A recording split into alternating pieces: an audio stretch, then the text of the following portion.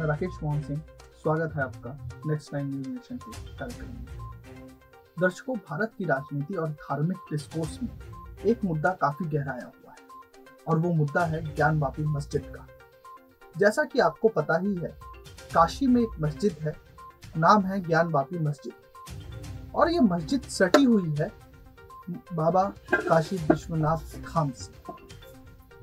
इसके बाबत कोर्ट में एक याचिका दाखिल हुई है और याचिकाकर्ताओं का कहना है कि इस मस्जिद के नीचे 100 फुट बड़ा विश्वेश्वर स्वयंभू ज्योतिर्लिंग है। आज ही इन याचिकाकर्ताओं में से एक याचिकाकर्ता अपना नाम और केस दोनों वापस लेने के लिए तैयार हो गई। इस पूरे मामले में याचिकाकर्ताओं का दावा है कि इस मंदिर का निर्माण 2050 वर्ष पहले विक्रमादित्य ने कराया था, जिसको 1664 में खंडित कर औरंगजेब ने यह मस्जिद का निर्माण करा दिया। मामला वाराणसी के कोर्ट में पहुंचा।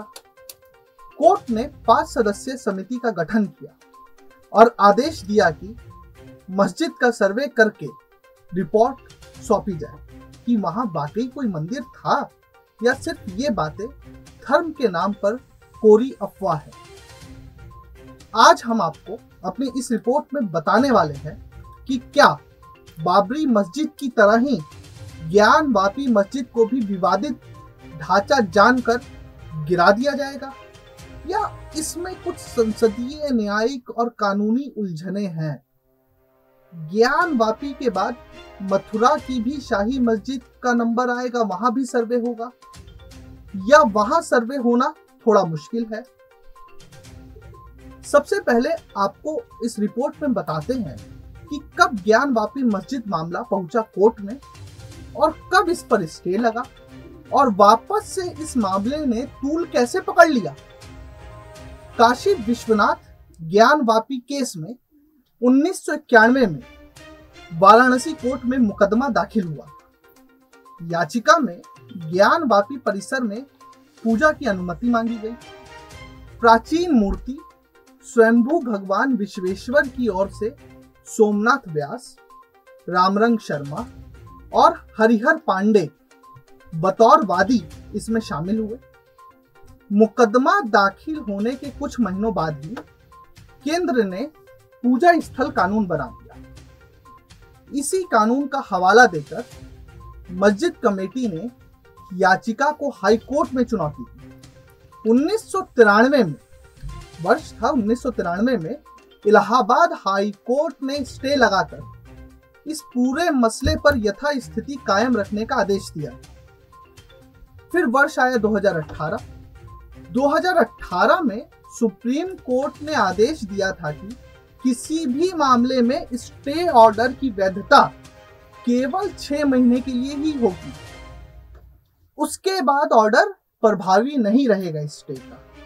इसी आदेश के बाद वर्ष 2019 में वाराणसी कोर्ट में फिर से इस मामले में सुनवाई शुरू हुई। गुरुवार को वाराणसी की सिविल जज senior division fast track court से ज्ञानवापी मस्जिद के पुरातात्विक सर्वेक्षण की मंजूरी दी गई, जो कि जिस सर्वे को लेकर अभी घमासान मचा हुआ है।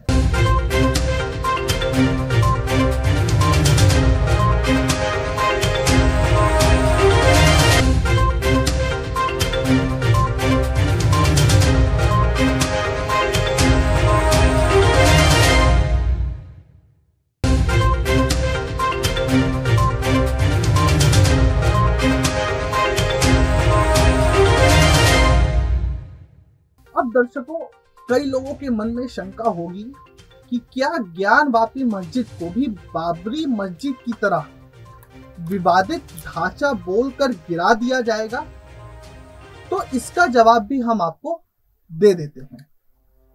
हमारे देश में एक कानून है जिसे दोस्तों पूजा स्थल अधिनियम 1991 कहते हैं। जब वापस से ज्ञानवापी मस्जिद का मसला शुरू हुआ तो मुस्लिम समाज के स्वयंभू मसीहा ओवैसी साहब का कहना था कि ये भारत के संविधान और भारतीय कानून पूजा स्थल अधिनियम 1991 का खुला उल्लंघन है। फिर तो चर्चा तेज होनी ही थी, क्योंकि बोला किसी और ने नहीं, देश के कथित बहुत बड़े नेता, जननायक बैरिस्टर ओवैसी साहब ने। हम आपको बताते हैं कि पूजा स्थल अधिनियम 1991 है क्या, जिसकी ओवैसी साहब दुहाई दे रहे हैं, और ज्ञानवापी को बाबरी की तर्ज पर गिरने से ये अधिनियम कैसे रोक सकता है। पहले 1991 के पूजा स्थल कानून को समझ लेते हैं। वर्ष 1991 का था, महीना सितंबर। तब के तत्कालीन प्रधानमंत्री पीवी नरसिम्हा राव की कांग्रेस सरकार ने पूजा स्थल कानून बनाया। ये कानून कहता है कि 15 अगस्त 1947 से पहले अस्तित्व में आए किसी भी धर्म के पूजा स्थल को किसी दूसरे धर्म के पूजा स्थल में नहीं बदला जा सकता। अगर कोई ऐसा करने की कोशिश करता है तो उसे 1 से 3 साल तक की जेल और जुर्माना हो सकता है। अब आप सोचेंगे कि अयोध्या मसले पर ये कानून क्यों नहीं लागू हुआ। तो दोस्तों, अयोध्या का मामला उस वक्त कोर्ट में था, इसीलिए उसे इस कानून से अलग रखा गया था। सुप्रीम कोर्ट में पूजा स्थल कानून को चुनौती देने वाले, याचिका लगाने वाले वरिष्ठ अधिवक्ता अश्वनी उपाध्याय कहते हैं कि कोर्ट ने इस कानून पर केंद्र को नोटिस जारी किया है। अब ये कानून ही सब जुडिशियल है, तो मामले की सुनवाई हो सकती है।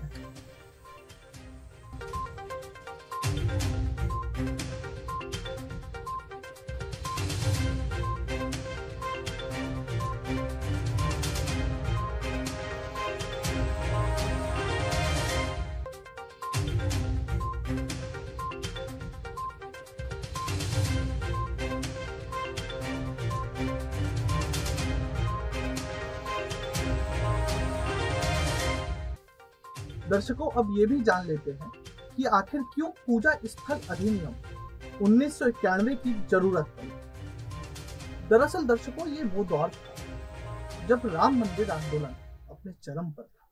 भाजपा नेता लाल कृष्ण आडवाणी ने 25 सितंबर 1990 को सोमनाथ से यात्रा निकाली। रथ यात्रा, आप सब वाकिफ होंगे, बहुत प्रसिद्ध रथ यात्रा थी, और इसी रथ यात्रा ने हमारे देश में मंडल और कमंडल की खास तौर पर राजनीति को अपने चरम पर और आगे लाकर खड़ा कर दिया। इसे 29 अक्टूबर को अयोध्या पहुंचना था, लेकिन 23 अक्टूबर को लाल कृष्ण आडवाणी की रथ यात्रा को बिहार के समस्तीपुर में रोक लिया गया और लाल कृष्ण आडवाणी को गिरफ्तार कर लिया गया। गिरफ्तार करने का आदेश दिया था उस समय के जनता दल के मुख्यमंत्री लालू यादव ने। इस गिरफ्तारी का असर ये हुआ कि केंद्र में जनता दल की वीपी सिंह की सरकार गिर गई, जो भाजपा के समर्थन से चल रही थी। इसके बाद वीपी सिंह से अलग होकर चंद्रशेखर ने कांग्रेस के समर्थन से सरकार बनाई, लेकिन ये सरकार भी ज्यादा नहीं चल सकी। देश फिर चुनाव में गया, नए सिरे से चुनाव हुए और केंद्र में कांग्रेस की सरकार आ गई। पीवी नरसिम्हा राव प्रधानमंत्री बने। राम मंदिर के आंदोलन के बढ़ते प्रभाव के चलते अयोध्या के साथ ही कई और मंदिर मस्जिद विवाद उठने लगे थे उस दौर में। इन विवादों पर विराम लगाने के लिए, इन सभी विवादों को रोकने के लिए ही नरसिम्हा राव सरकार ये कानून लेकर आई थी। अब अगर इस ज्ञानवापी मस्जिद को हटाना है तो सरकार के पास क्या उपाय है। दर्शकों देखिए, मामला तो अदालत में है और अदालत ने सर्वे के आदेश भी दे रखे हैं। अगर सर्वे में मंदिर होने के अवशेष निकलते हैं तो मस्जिद बिना किसी दिक्कत परेशानी के अदालत की निगरानी में मंदिर में तब्दील हो जाएगी। लेकिन इससे आगे भी एक प्रश्न है। लेकिन प्रश्न ये है कि क्या सर्वे टीम अपने सर्वे को पूरा कर पाएगी? क्योंकि 2 दिन के अथक प्रयास के बाद भी सर्वे टीम मस्जिद में प्रवेश तो नहीं कर पाई। अब परसों यानी 10 तारीख को फिर कोर्ट में सुनवाई है सर्वे को लेकर। सबकी निगाह परसों अदालत पे होने वाली सुनवाई पर टिकी हुई है। लेकिन अगर सरकार चाहे तो पूजा स्थल अधिनियम 1991 में संशोधन भी कर सकती है।